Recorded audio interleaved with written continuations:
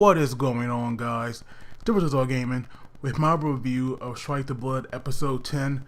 And this episode was not only good, but we learned so much about so many characters. So it starts off with Kojo finding somebody to adopt all these cats. And I'm not gonna lie, they all look so precious that even I, would want to adopt one. And I'm more of a dog person than a cat person. So that right there is really something. But even though they actually found somebody, Kanon, she actually found somebody, well, she actually found like a new cat. And Yukina was holding it, but it was sleeping. And we also learned, but even though it was like, it barely went into detail, about some incident where a lot of people died, and Kanon was the only survivor of that. And apparently this girl, she actually knew somebody in this incident, but she died, of course. And every time she looks at Kanon, she is kind of like reminded of that. So she actually, might blame her. But at the same time, it's like those two are still kind of friends, because she was the one that actually wanted to find a place for the cats as well. But now they actually got busted by Natsuki, but she decided to let them go if Kojo, accepts her proposal about going somewhere tonight, and they actually go to a festival. And we just see that like all the girls are wearing these takas. I think that's what they were called. And of course Yukina was there, and even like Natsuki had called her out because she was saying, does she really need to be wearing one to observe Kojo? And then we have Ashrete, who was like eating some kind of like a round ball treat or something, and she looked so cute. And I am definitely glad that we are seeing like more of her human side. Like, even though she kind of still has that like monotone when she talks, it is nice that we could see her, actually enjoying being a human. But we see that there's like these specks of light fighting with each other. And when they get close, thanks to Natsuki voice shift magic, which was like pretty awesome because she can basically, teleport herself anywhere where she wants to. We actually see that these two specs fighting, they were actually angels. And it is kind of weird to see like these angels were like so combative with one another, when you think that it made more sense if they were together. But of course, they're part of this group called the Mass Possession. And earlier when they had attacked, Yukina was saying that she had no idea about this because she could not sense them, and Kojo only knew about it was because he saw it. So it makes you wonder like how much of a higher level are they, that like some of these warriors that we know are high class, like Yukina, who's a sword swordsman, and she can't even sense it. So it makes you wonder like how high are angels, like ranked. But these angels, they were like going at it, but Natsuki and Yukina actually got involved. And we see that their powers, it was like no match for the angel, because she easily broke free of the chains, and she even like repelled Kojo's familiar. And that right there was like really something. So it kind of makes sense why Walter, he was saying that Kojo should not fight an angel, because we saw how much they could take, and we saw the damage they can do. Because when this angel, attacked the ground, she made this large hole that the skyscraper they were all standing on, it started to fall. But luckily, Natsuki used her chains to hold it up. And so here is where it gets really, freaky, because we see the angel, going to attack Kojo and everybody, but they actually get saved by the other angel, and that right there gives her the chance to defeat the other. But even though she like won their fight, she does not stop there, because we actually see her clawing out the losers like torso, and you actually see like her rib cage was like sticking up, but the angel still has some fight in her. And then at one moment, we actually see her destroy the mask on her face, and it's revealed to be Kanon, which was rather obvious because we knew that she was definitely an angel already. It was so obvious. But now she does not stop there, because she kind of bites down on the loser's girl neck, like she's a vampire. But I'm not sure if she did that to bite her, or if she actually drank her blood. Because, well, actually no, I I do believe that she actually did drink her blood, because we see once she pulls up, there was like some blood running down her mouth. So yeah, she does drink her blood, but we don't know why, because I'm pretty sure that she's not some vampire angel hybrid, or maybe she is. I really have no idea, because we actually learning about this mass possession, like this group. But we did see that Kanon was actually crying when she was drinking the girl blood.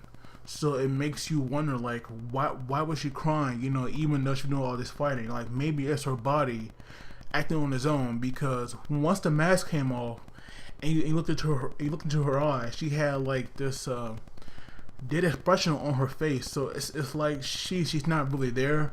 Like, even though her body was moving, and even when like Kojo called out to her, there was just no reaction, and she just like flew off when she was done. So I'm thinking that there is like some brainwashing going on here.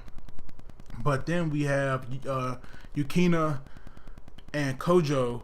They were going to the Magnus Craft because her father works there, and that's where she lives. So of course, you know, they want to talk to her and to learn about what's going on. But when they go there, her father isn't there, and then greeted by his secretary, who was BB, or Beatrice Bowler. I don't know how to say that, but that was her name, or otherwise known as BB. And of course, you know, BB is definitely not a good person, because we saw her in last episode attacking this boat. So, you know, it makes sense for her to be evil. And she actually does, you know, prove to be that, because she had tricked them by getting them onto this plane. And either, well, it's obvious that like Yukina is either scared of planes or she like scared of flying, because, you know, she was just like shaking with fear. But Kojo did calm her down by like placing his hand on her own, and that right there, it was pretty cute. It's like this series now, it's kind of having like a couple war, because you just see Kojo interacting with like these females, and it's like everybody like has their like favorite pairings. And so now, of course, that right there is going to get the fans more interested, because they want to see their favorite couples happen. But when they were holding hands, I could definitely see them, you know, going up and actually becoming an actual couple, because not only was Yukina sent there to observe him, but she will also send there to be his lover as well. So, you know, it would make more sense if those two, you know, actually got together over Sayaka or Asagi. So once they were taken to the island, they actually got stranded there, and that was like really messed up. Because I understand that like BB wanted to get rid of them, but I'm pretty sure she like could have turned them away, rather than taking them completely off the island, you know, where they live and go to school at. So now that they were there, they had to find out some way for them to get off or to be rescued. But till then, they're gonna have to make a life there, and I actually felt bad for them. And Kojo made this stupid mistake. I don't know why he said that being stuck there with her, you know, living there would be a worst case.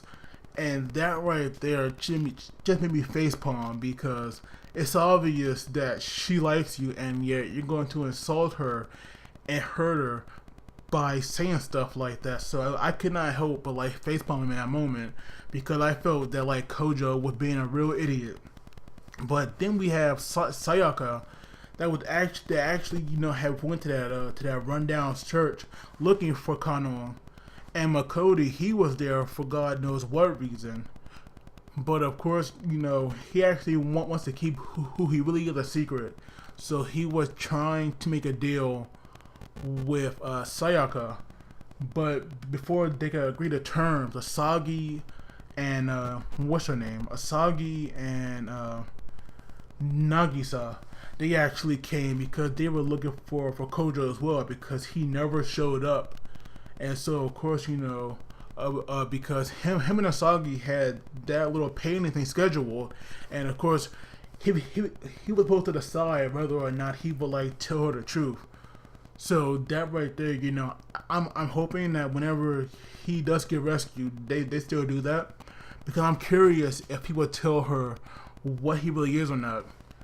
But when Sayaka and Asagi came face to face, their interaction, it was priceless, because they were like both insulting each other and they were going at it.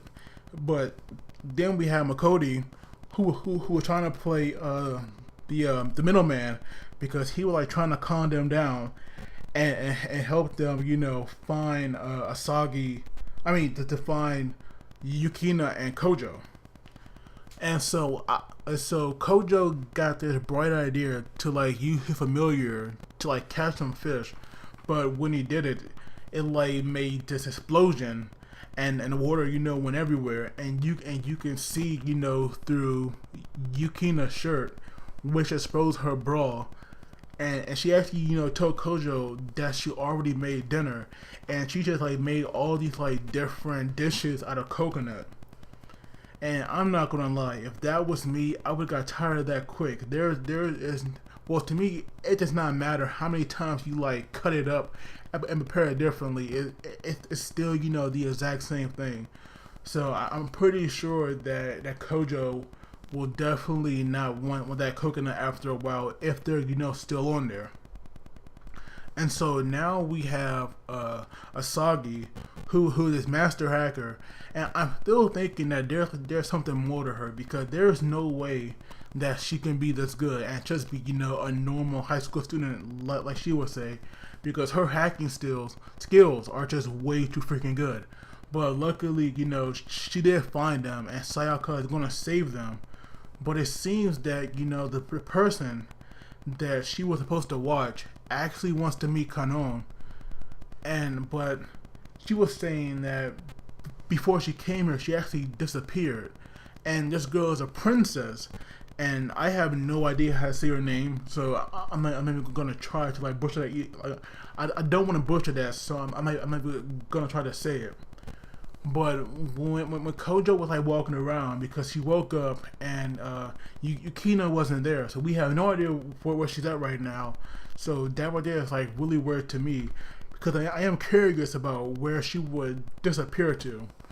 But we have Kojo looking for her, but instead he had came across the princess, who looks like Kanon a little bit, except with like a different hairstyle. So it's possible that Kanon could be her, her twin sister. At least that right there is a theory that I want to throw out there, because maybe that's why she wanted to meet with her, because she could be her long lost sister. But yeah, like I said, this episode, it was really good, and we just learned so much. That's what I liked it so much, because every time you like watch an episode of Strike the Blood, at least to me, something good always goes down, and it just like it shows you so much. Like we saw more of Natsuki's skills, and we learned about what Kanon really is, even though that would have been obvious. But as always, guys, don't forget to like the video and subscribe, because that really helps me out. But as always, you guys take it easy, and I'll see you all next time.